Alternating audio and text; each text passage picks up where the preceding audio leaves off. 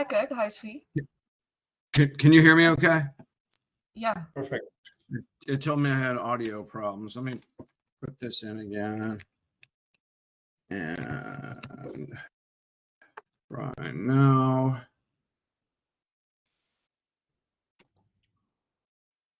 Okay. Can you hear me? Yes. Yep. Okay. All right. Good. All right. Now, just for giggles, let's where is PowerPoint? Now it won't let me do anything. Come on. All right. Oh my God. Sorry. All right. PowerPoint. If I do, just to make sure we've got this right, let's share screen, entire screen, this, share.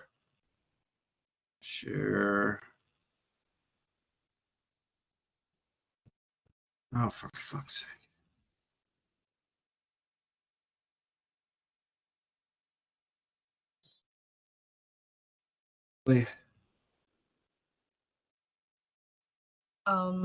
Are you able to share your screen? It's frozen. It's like grayed out. The entire Zoho session is grayed out. Can you even hear me? Yeah, we can hear you and see your video as well. Yeah, no, it's not doing anything. I might have to reboot this entire computer. Zoho is a bloody nightmare. It just crashed my computer. Here, we're getting late in the game here. Let me restart this. Start. We got time. No worries, Craig. We always got 3 minutes late, so no worries.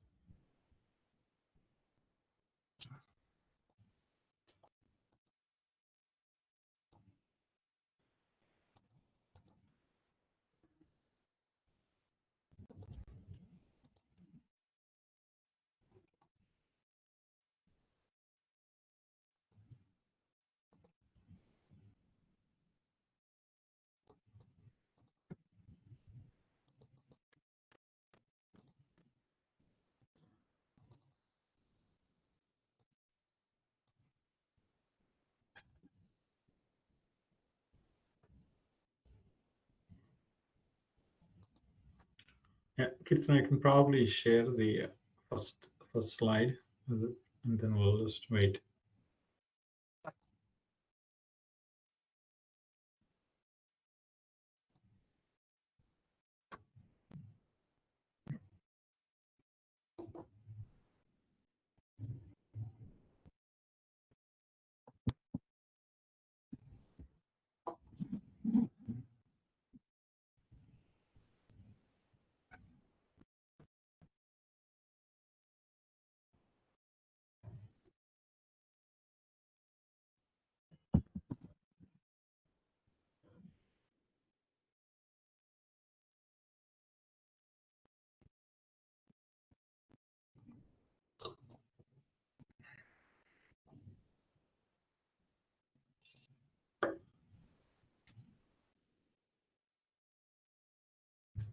I think we can wait for a few more minutes for people to join. Yeah, usually people trickle in 2-3 Yeah. minutes, so. Sure.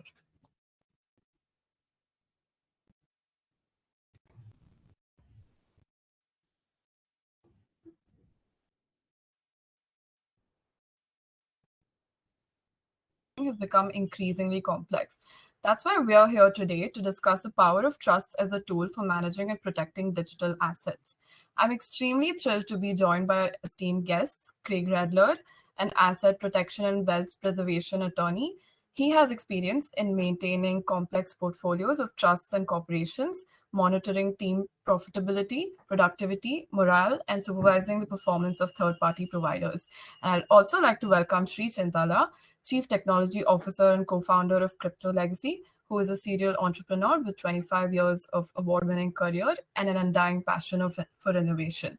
Shri and Craig, could you please both briefly introduce yourself and provide us a brief of today's webinar? Sri, Hi, after you, everyone. sir. This is Srishan Sal. I'm from Austin, Texas. I've been in the technology space 25, 28 years now.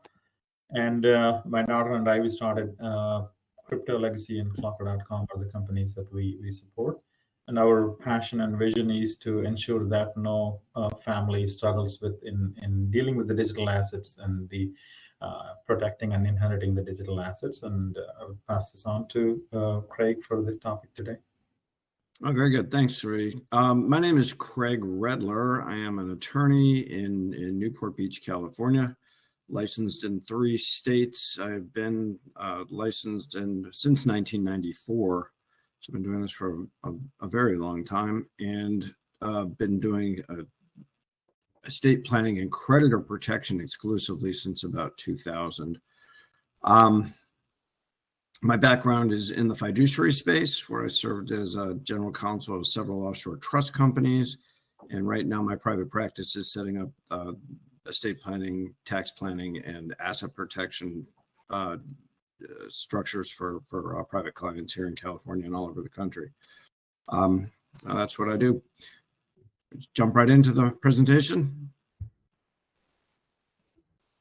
Yeah, sure. Before we jump in, I just wanted to say that we'll have a Q&A session at the end of the presentation where you can ask any questions you have for the attendees. Yeah. Okay, and Yeah, since this is a seminar, a technology-related seminar, here comes the adventure that is sharing my screen using Zoho. All right.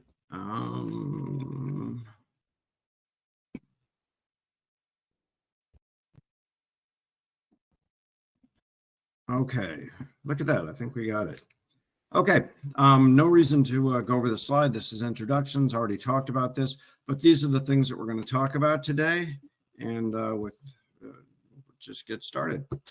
Okay, trusts. Let me just briefly spend, most of you are going to know it, at least have a foundation in trust, but I'll spend a second on that. A trust is, best way to look at it is kind of a hybrid between a corporation and a contract. Unlike a corporation, it doesn't have its own legal existence. It is not a res, it is not a thing, but it can do a lot of things that people in corporations can do. It can buy stuff and sell stuff and own stuff and prosecute lawsuits and defend lawsuits. So trusts serve a bunch of different purposes. There are a bunch of different kinds of trusts for various different purposes, and we could do a whole seminar and spend a whole day talking about the multiple types of trusts and some of the things they do. For purposes of estate planning and for purposes of this presentation, I'm going to stick to the 2 that we're going to use the most, and these are just basic revocable and irrevocable trusts. When you plan with a trust, it gives you a lot of flexibility in estate planning. There are possibly, if it's done properly, tax benefits. Although not always, there's plenty of reasons to do a trust that have nothing to do with taxes. At the end of the day, what a trust is supposed to do is manage assets for the best interests of the beneficiaries, but there are a lot of other benefits that come along with having a trust, and I'll get into those a little bit as we move along. So briefly touched on the different types of trust, revocable, irrevocable, and living trust, and just spend a second on those. A revocable trust is just like it sounds. It is a completely modifiable, changeable You can change the parties, and by parties I mean trustees, beneficiaries. Can't change the settler, but you can change all the other parties, and just basically get rid of it for any reason or no reason. Irrevocable trusts, as the name would suggest, are that they are irrevocable, and theoretically they're not. You can't get rid of them. Having said that, I will tell you, as any other trust planning attorneys out there, anybody who's ever worked in this field can tell you that even irrevocable trusts are essentially revocable and modifiable, typically. However, there are going to be additional steps relative to a revocable trust. A living trust actually can encompass those other 2 terms. It's basically a trust that's created while you're alive, as opposed to a testamentary trust, which would be a trust that's created after a person passes. Okay, so digital assets. And so let's talk about digital assets for a minute, and then we'll get to how they interact, trust and digital assets. Digital assets we all think of today, I think the first thing that's going to come to mind typically is going to be cryptocurrencies. But digital assets encompass a lot more than crypto. Think about it for a minute. All your photos are now digital now. The age of when you go to your mother's house and she's got a shoebox full of old pictures of you, that's gone. All the pictures of our kids are all digital. They're all on a phone. They're all on a computer. Hopefully, they're somewhere in the cloud, or hopefully they're on a platform like Sri's platform, and we'll talk about that in a minute. I hate to admit it, and probably everybody's got a similar story if you're about my age. We have a bunch of pictures on a phone. The phone gets lost or dropped in a lake or something, and the pictures are gone forever. So family photos, documents are more and more online. Are digital rather. My practice is about 90% virtual now. I very, very, very seldom touch paper. So most documents, important or otherwise, are going to be digital these days. Crypto and NFTs, mention that for a minute, so most of you can relate to that. Investments, you really don't get paper statements anymore. There really aren't bearer bonds. Virtually every account at any financial institution is going to be digital. Medical information, again, the old paper files, the shelf in the doctor's office with rows and rows of paper files is pretty much a thing of the past. Some American hospital groups and doctors are still kind of behind the eight ball, but in that respect, but most of them I think are modernizing. I lived in New Zealand from 2014 to 2017, and New Zealand obviously is a much smaller country, and it's got kind of a unified health system, but they had no paper files even back in 2014. And then, of course, social media. Social media, you're creating kind of a digital legacy with social media, and social media is something that maybe you want to give your family access to after you're gone, so it's a way they can remember you. But of course, social media is all digital. So you can categorize digital assets. Those that fall in the category of financial assets, of course, crypto, currency, NFTs, tokens, digital trading accounts, and versus things with sentimental value, the photos, online documents, which actually can be beyond sentimental, the social media posts we talked about a little bit, and here are some of the other things on this slide where you can categorize and makes you think about all the things in our lives today that are digital and worth keeping track of. And I'm certain everybody listening to this presentation can relate to how increasingly difficult that is. The password requirements on a lot of the systems now are getting more and more complex. I store all my passwords on the browsers I use. Every time that there's a required password reset, and it wants to know the old one, I forget it. So we all know there are just dozens, if not hundreds, of passwords you got to keep track of now. And while there are various systems for doing that, there's a better way to keep everything together. So here's where it all comes together: the digital assets and the trusts. What does a trust have to do with digital assets? Well, trusts were historically created, and it goes back to English common law, the Crusades. I mean, trusts have been around for a very, very long time in common law countries. And typically what trusts are used for is, here, trustee, hold this for the benefit of my beneficiaries. They actually developed, like I said, during the Crusades, when the Crusaders would go out and leave all of their property with someone to manage for their family in the event they didn't come back. And that's a lot of what we do with trust today when we work it into estate planning. So a digital asset is like any other asset, and can, and dare I say should be held in trust if you can do it. And what will that do for you? Well, it will keep your assets safe. It'll make sure they don't get lost. It'll make sure that they get passed on to who you want to pass things on to, when you want to pass them on. It'll give you access to them while you're alive. At the same time, making it much easier on your beneficiaries and heirs to take control of the assets after you're gone. So they address some of these, trust can address some of these concerns over on the right side of this slide. Security concerns.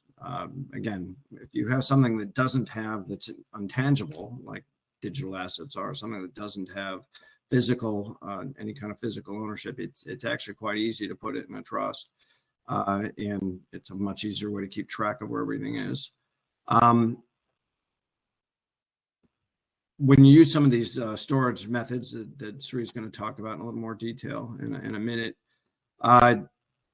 one of the things that's also an issue is what I haven't talked about is rapidly evolving technology, and I'm glad that this is on the slide because it reminded me to talk about it. I understand there are data tapes from the Apollo missions back in the 60s and early 70s that are there, but NASA doesn't have machines that can read them anymore. So this is an issue. If you've got an old floppy disk from the Apple II era or something like that, do you have a machine that can read this stuff? And 20 years from now, are there going to be machines that can read the thumb drives and external hard drives that we're using now? So again, some kind of central storage system that will account for that is certainly something to think about. Trust can simplify ownership. It can simplify distribution in the respect that if you've got multiple beneficiaries and you want to divide assets up and keep them in trust or keep them in without physically or even legally making an immediate distribution, trust can help with that. And there are just a plethora of legal issues that trust will make your life easier with. So these are some of the challenges in protecting digital assets that are aside from crypto. So some of these things, social media accounts and bank accounts, really, frankly, it's just not legal for anybody to access them other than you. So if heavens forbid you ever find yourself in a situation where you are not deceased, but rather you're in a position where you can't make a decision for yourself or where you can't sign your name, some kind of disability. And think about this for a minute. Who can access your accounts now? Well, it's only you. Legally, it's only you. Who can access the accounts if you're in a hospital in a coma or something? The answer to that question is legally, nobody typically. Now, there are steps you can take.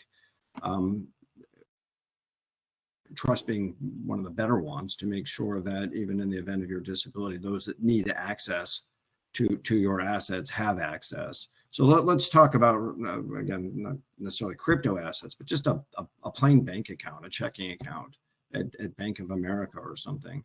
The only one who can write a check on a checking account is you, maybe you and your spouse. If you get in a car accident and you die and your spouse is in a coma, now who can access your money?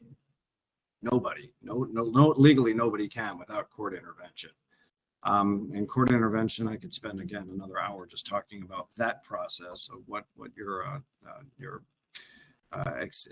whoever it is you choose to act for you, the steps they'd have to go through to get access to your bank accounts if you don't take steps now to make it easy on them. Passwords, again, just in a world where assets are exclusively digital, how does someone who isn't you, and we can barely keep track of our own passwords, how can that person keep track of your passwords?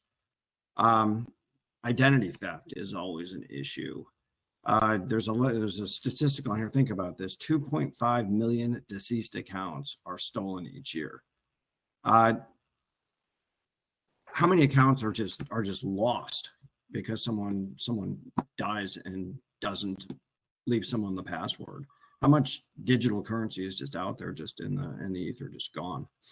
To the extent that you share the passwords now, that opens the door for hackers and abuse. So you want to make sure you don't hand out your passwords to a bunch of people where even if you did, it may not necessarily be legal for them to access your digital assets. When it comes to estate planning, a lot of people think, well, if I have a will, going back to your checking account example, Craig, I die, my wife is in a coma, and my child needs to go to the bank to get my money, and he or she brings my will with them and shows it to the bank and says, look, bank, My father wanted me to have access to this stuff after he died. Well, a bank is not going to accept a will without going through probate. The bank doesn't know that your child didn't just make that will at home the night before on their computer. The bank doesn't know that the person standing there claiming to be your child is even your child. So a will doesn't do you any good. This is when getting into a trust and having the trust in these digital assets work together. It sort of all comes together for a comprehensive plan. So the digital assets present a unique challenge, more so than some of the other things we talked about, and certainly more so than a lot of physical assets. Things with a title are always going to be an issue, but look, if you were moving in that accident scenario again, that horrible accident scenario, you move into a nursing home, your spouse dies, and the child has to come and clean out the house and all that. Nobody's going to ask for a title on a couch and stuff like that. But they certainly couldn't sell or rent the house without getting this conservatorship going through this quasi probate process, which again I'm not going to spend a whole lot of time talking about, other than to say it's a major time consuming, expensive pain, and something that if you take appropriate steps now, you can help them avoid. But as to crypto and NFT assets, here are the issues you run into. And again, when we talk about these things, you're going to go, yeah, I haven't really thought about that, but it makes perfect sense. If you keep the self-custody, if you just keep your passwords lying around, two issues with that. One, someone might find them who you don't want to find them. And two, the person you want to find them may not be able to find them. There are custodial accounts, exchanges, things like that. Custodial accounts are fine. You still have the password issues and the legality of access issues. But the other thing you run into with custodial accounts these days is hackers, and theft of these things is crazy right now. You all heard about FTX and Sam Brinkman-Fried, if I'm saying his name right. And I think the next shoe to fall, it looks like Coinbase is having a ton of problems. Right now, I am personally involved in half a dozen lawsuits against Coinbase for people whose accounts got hacked and got lost. And Coinbase, believe it or not, did not step up and make it good. They dug their heels in pretty hard, and we're fighting them, and we've got a 100% success rate on that.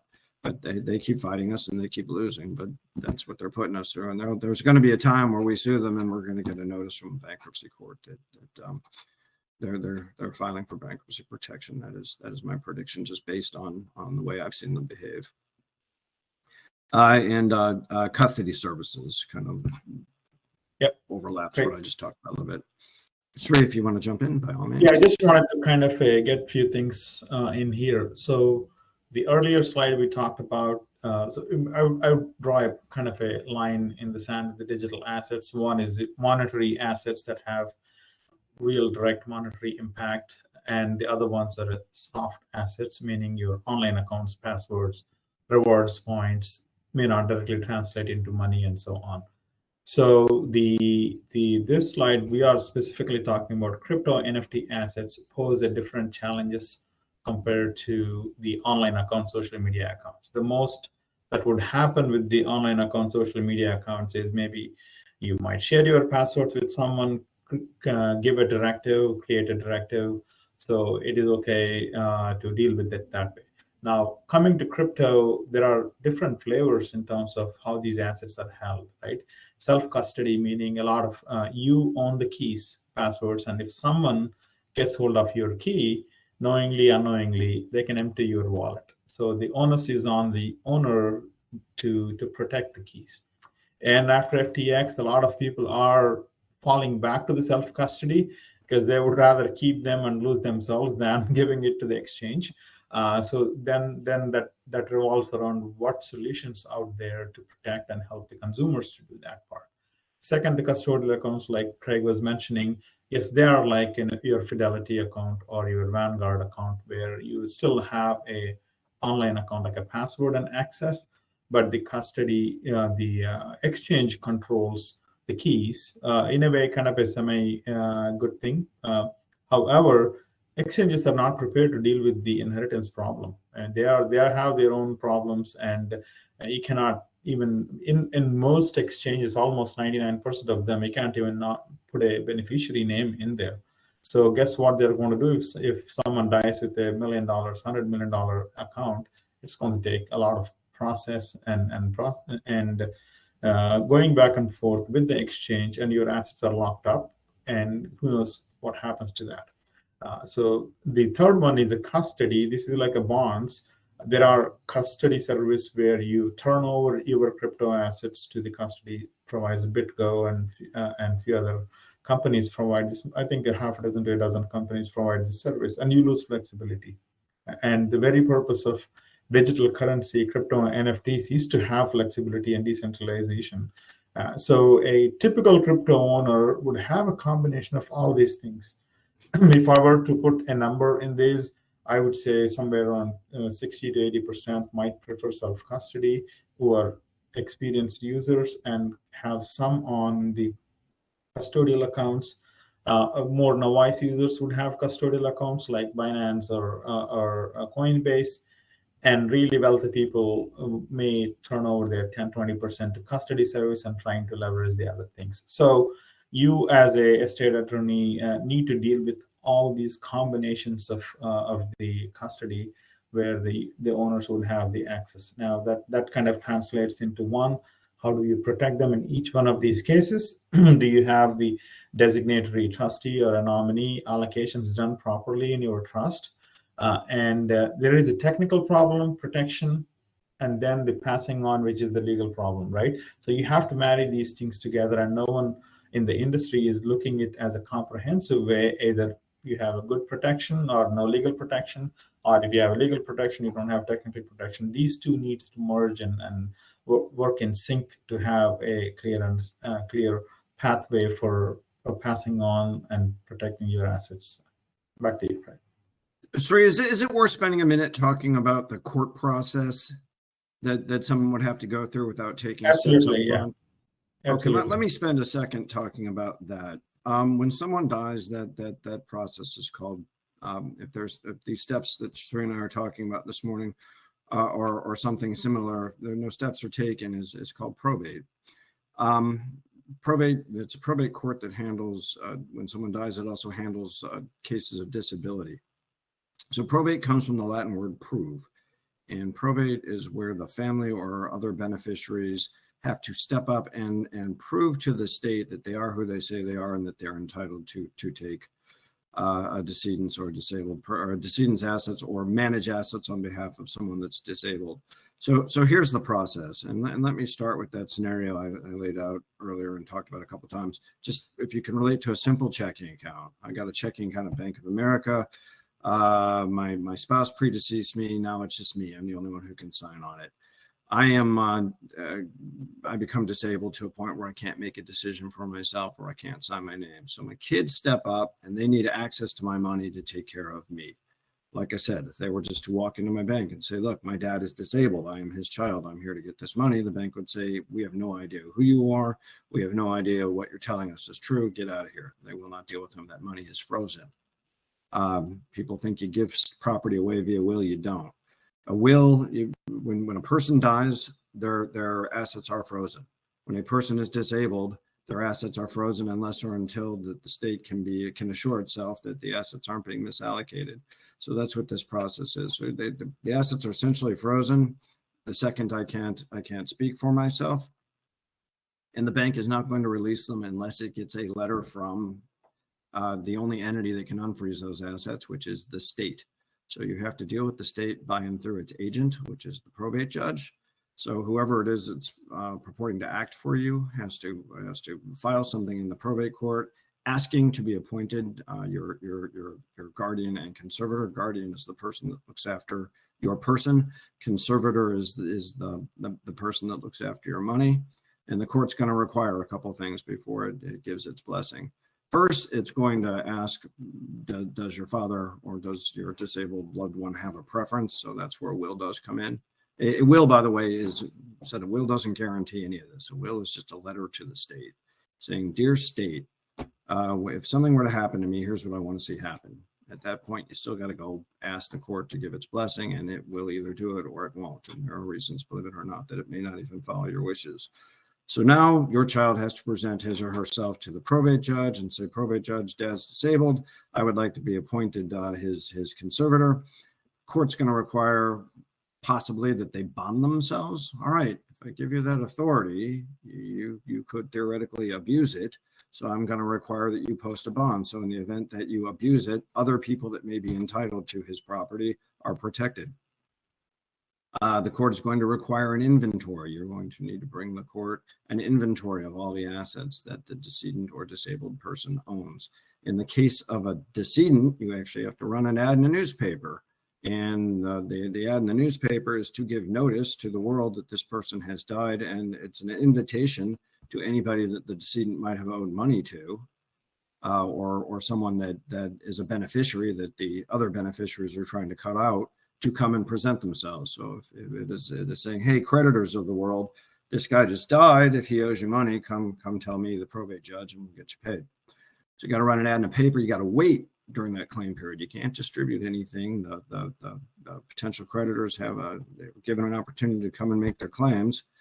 You know, the good news about that is there's a time window, and if the creditors don't show up in time, then it's cut off. So you don't have to worry about someone 10 years from now saying, hey, your dad owed me money, where's the money? So it does, the probate process does cut off the claims, but you still have to take all these steps. This is all taking time. This is all requires an attorney. It's all costing money.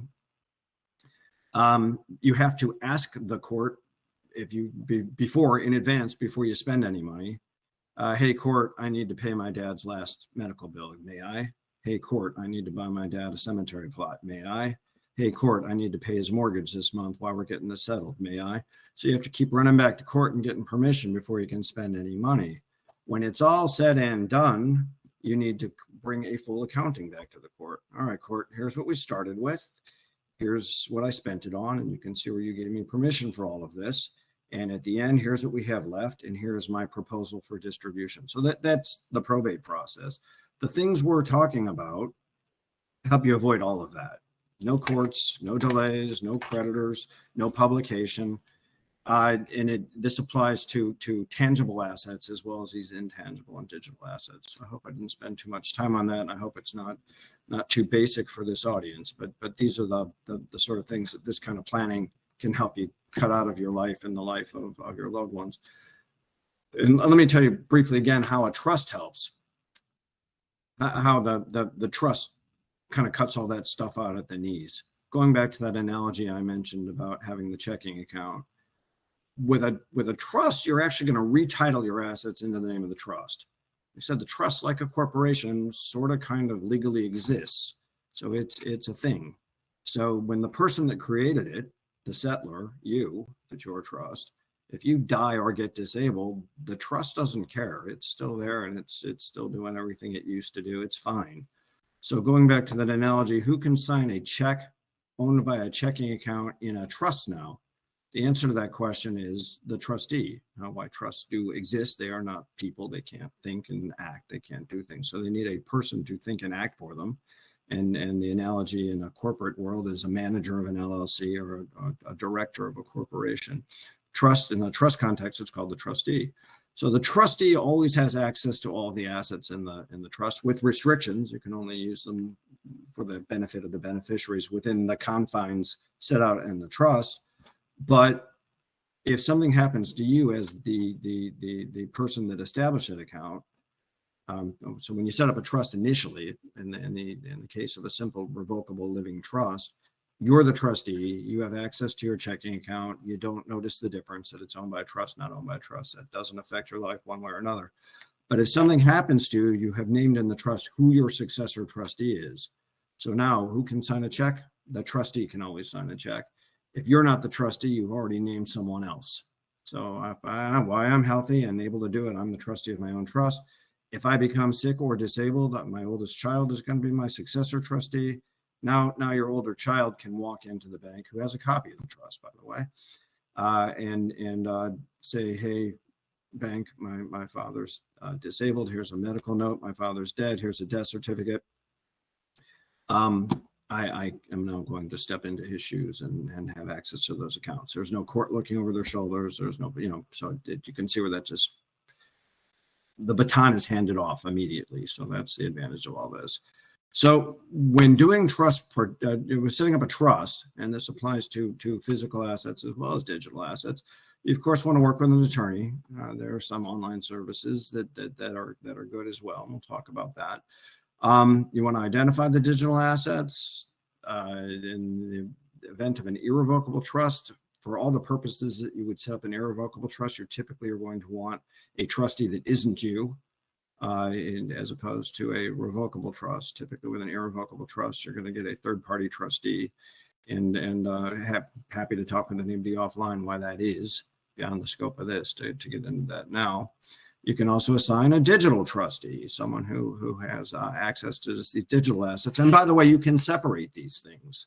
Unlike a will, where you basically can only have one will, you can have as many trusts as you need, depending on what your needs are.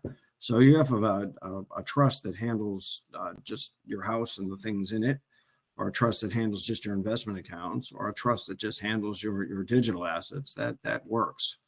You can create a separate digital trust. This is interesting.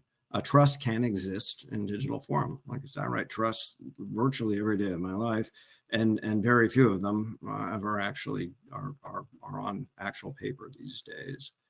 The terms of the trust, and this is interesting too, going back to the distribution. When I mentioned earlier, you lay out parameters in the trust. So you can instruct your successor trustee, look, while I'm trustee, I can do whatever I want. But when you're a trustee, here are the things you can do. And this is all you can do. Hold the money till this beneficiary graduates from college or hits 24 years old. Don't make any distributions unless it's for my beneficiary to start a business, buy a house, get married. You can make unrestrained or unrestricted distribution to this child, but this other child, love him to death, but he's not so bright. Don't want to make an unencumbered distribution. So you can set out the terms of the trust and make it however you want. This establishing a backup plan. What if all your beneficiaries are gone? What if all your beneficiaries are in jail? What if you can prepare for every contingency when you set one of these things up. A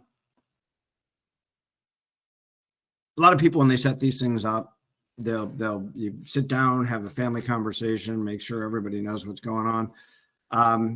So there are no misunderstandings. And I used to do a lot of probate work, don't do it so much anymore. But family misunderstandings, brothers, sisters, people have known each other forever. Money makes them crazy, and they will fight over a box of Christmas tree ornaments. The sort of advanced planning can mitigate the chances of all that. This last check, exploring tools in the marketplace. Again, we're going to talk about some tools in the next slide, and I'm going to let Sri talk about those. We'll get to that in a second. The detailed instructions I hit on, and the other thing about a trust, by the way, privacy. Now, this is something I have not touched on at all, which is amazing. We're 30 minutes into this. The other processes, that probate process that I talked about earlier, that I probably spent too much time talking about, I forgot to mention that is all publicly accessible. You're doing it through the court. The court is a agent of the state. The state is a product of all of us, for lack of a better term. Everybody has access to everything courts do. If you have a neighbor that passed away, and that neighbor, oh, he always lived big. I'm curious what he had. And he didn't have kids. I'm wondering who's getting all his money. And he died. And if they're probating his estate, it's in a paper, they're the newspaper, they're announcing it. You could walk up to the court clerk, or more often today, get online and say, hey, court clerk, let me see my neighbor's will. Let me see what his inventory looks like. They're not going to say, who are you? They're not going to say, why do you want this? They're going to go get you the file and they're going to hand it to you. Actually, it's probably not even, probably digital there too. But anybody's got full access to this stuff. If you do it through use of trust, and you do it outside of the courts and outside of the probate system, nobody needs to know anything who doesn't need to know something. Everyone, the whole world's on a need to know basis. So it seems to me for most people that would be appealing. So these are some of the tools. Sri, if you want to talk about some of these things that are out there, I'll hand it off to you here.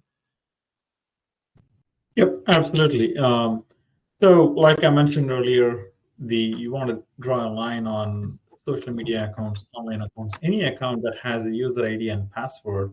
They come under the guidelines called RFADA. We didn't get too deep into it, but that's a regulation. It's a guidance passed by Uniforms Law Commission back in 2016. 47 states adopted it. It clearly identifies the hierarchy on who has the jurisdiction and governance on all online accounts. These I don't think includes the crypto assets, but these are any online account that has an online ID and user ID and password. So you want to designate a person or an executor, if you will, who can oversee the ownership of the account after the death of the owner of the account. Again, we don't want to get too deep into that, but so a simple directive where you designate the account and then nominate who would be owning these accounts. That could be a will in a way to you can the descendants or the heirs can take them to the Googles or Facebooks to prove it, just like a bank account. They also follow the same rule. So simply sharing passwords and advising your clients to share passwords with the family members is definitely a no-no. You're most certainly violating privacy laws. There are a couple of tools. One is a clocker.com, provides a very comprehensive, in-depth way of cataloging the things, and there is a lot of automation. You can dump in your browser passwords, like Craig was saying, and I also use my own browser passwords and dump that whole file into the system. It creates a directive for you. There's another system from Canada, a directive communication systems, more or less handles it this way under RFADA guidelines. There are several other tools in the market. They brag about online accounts, social media, but they don't do. They may not be doing it the right way with how the RFADA would guide it. The second is the crypto assets, and now you have a NFTs or crypto assets. There aren't any really solutions in the marketplace today. Especially we're talking about self-custody now. I would say Crypto Legacy is probably the premium platform that offers an end-to-end solution. Another alternative is the Vault 12. Kind of it does the job, but not to an end-to-end, and it doesn't have a legal touch points to make it legal. So I would really encourage you guys get familiar with all the options in the marketplace, that what features that they offer, so that you are aware, and number two, you can advise your clients on what solutions are there in the marketplace. We would be happy to provide more guidance on the differences on what our platforms offer versus the competitors, and so on.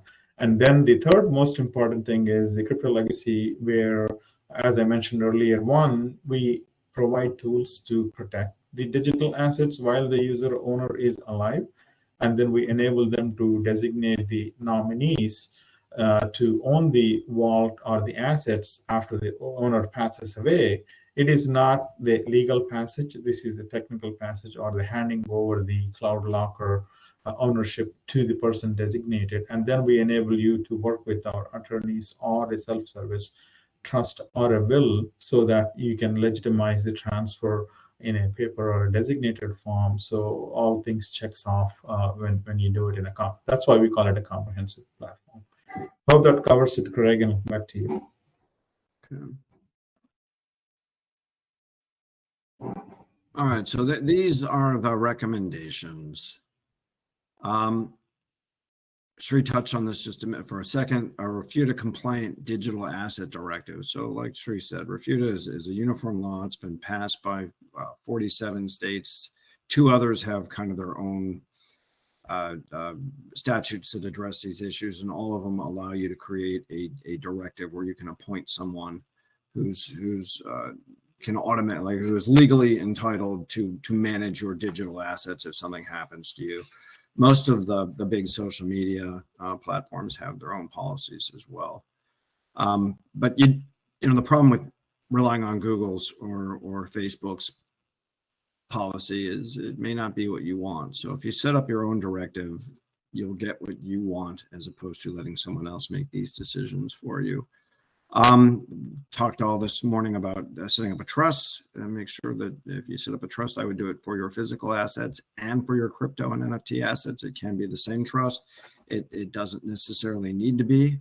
Some of these online systems, and including the one that Sri set up, is really, really well suited to handle the digital assets just in its own little world. Talk to an advisor for comprehensive estate planning. I mean, that's the bottom line. Do something, don't do nothing. So these, if you walk away with nothing else from this, I hope you take that away. Let me see if I can start this video, and I may not be able to. Can you guys see this? You click that, Craig? See it okay? No, Right, not. Chitra, do you have the video play or? Yes, I can share it. Here, let me stop sharing for a minute. And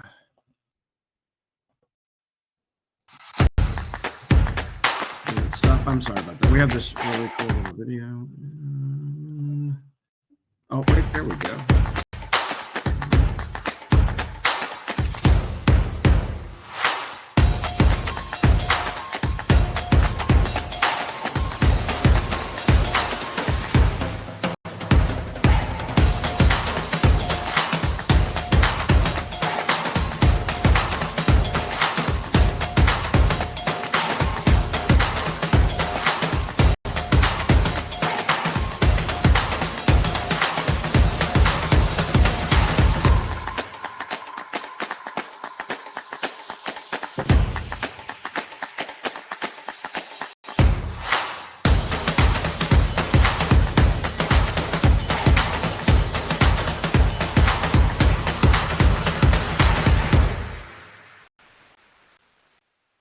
And sorry, I just jumped right into that without sort of preparing you for it. So what that video was a solution, and so you're going to help me on this, but this is one of the solutions. This Crypto Legacy AI is one of the tools that's out there. It is a vault where you can keep all of your digital stuff in one place. You can also designate what happens to the contents of that vault if something were to happen to you. So this tool right here will solve a lot of the problems that we talked about this morning. And the video itself showed some of the things that you can put in it, and you can consolidate everything under one password, including passwords to other accounts, pictures, seed phrases, whatever you need. It really is a cool system. So I'm sorry if you want to. I probably didn't do the best job talking about the system. I don't know if you want to help me here. No, I think we're good. We want to leave some time for questions. Okay. Well, that is what I have for my presentation this morning. I appreciate your time. Hope I didn't bore you too much and get off track with all the probate and Bank of America checking account talk. But if there are any questions, be happy to field them. Or if anybody wants to talk to me offline, I am pretty accessible. www.redlerlaw.com. You can find me if you want to call me.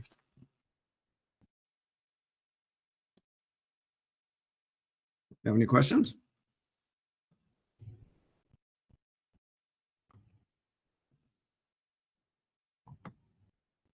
I think Kirtan, are you there? Anyone, if you have a question, you can post it on a Q&A, or we'll try to open up to see. Yeah, I think we're going to open the mics. So if you want to speak, preferable, we can address the next 10 minutes. We have questions.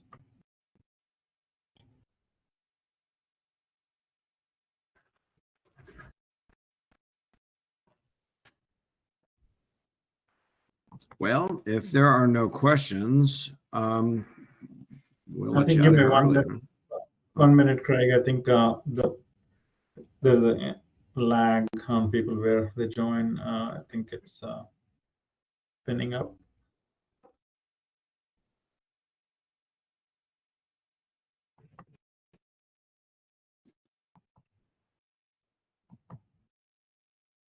It's like the internet today is a little bit lag. Yeah, Must be All right. now I can see it's All right. This one, if no questions, then we'll Keith and I are able to conclude the session, or you want me to? Thank you to everyone for attending today's webinar with our guest speakers, Craig Redler and Sri Chintala. We hope you found this session insightful and informative. Before we conclude, we would like to take a moment to talk about Crypto Legacy. Crypto Legacy is actually hosting a live demo next week on the 25th of May at 9 a.m. CST. So you can learn all about the differences and how it can benefit for your clients. I will be sharing the link to the live demo in the Q&A section. So you can go ahead and sign up, or you can scan the QR code that's shown up on the screen. You will also be redirected to the sign up page once the webinar ends. And in case you missed that, we will be sending you all a recording and the link to sign up via email. And yeah, thank you again, Craig and Shri, for sharing your expertise and insights with us today. It was a pleasure to have you both with us, and we hope to see you all again in our upcoming webinars. Thank you and have a great day. Thank you. Thank you.